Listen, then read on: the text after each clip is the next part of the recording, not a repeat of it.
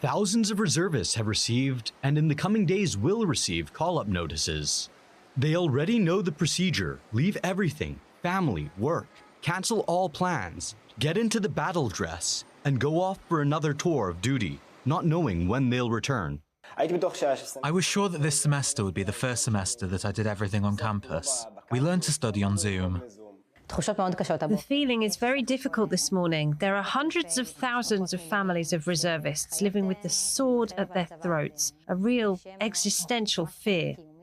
Not only are the lives of the soldiers turned upside down by reporting for service, the entire family is also called to the flag and mobilizes for the cause. I myself was actually sent on unpaid leave at the beginning of the war, and later I was also fired due to the continuous and never-ending reserve service. Douari is a computer science student who with great difficulty is trying to juggle his studies and reserve duty. He is not the only one. Qasim, a soldier in an intelligence unit, has been reporting for reserve duty since the outbreak of war and has served more than 280 days so far. The regular and reserve soldiers are worn out. It is difficult for them, especially the students, and to come and give up a whole year of life like that for the good of the country and the good of the military. After all, we are talking here about young families ages 30 to 40, which are perhaps the most critical years in their development and their ability to grow. It's a very, very heavy burden that makes it difficult for us. Everyone is talking about the iteration and the goal that is no longer entirely clear. When they tell us that the goal of this round is to return the hostages, I don't know how many guys in the battalion, in the brigade, how many guys believe that.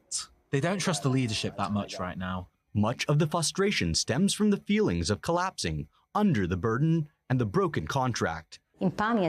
Once we knew that, when a reserve soldier was called up, they used their intelligence, their sensitivity, and really understood the needs and knew they were taking something from him or her. Today, something feels a little different. I mean, we're on the 5th and 6th round, and it feels like they're doing it really carelessly.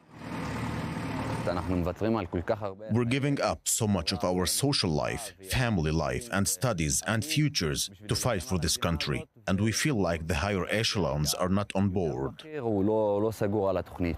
And so, despite increasing difficulties, they're called to the flag, pause their lives, report for duty.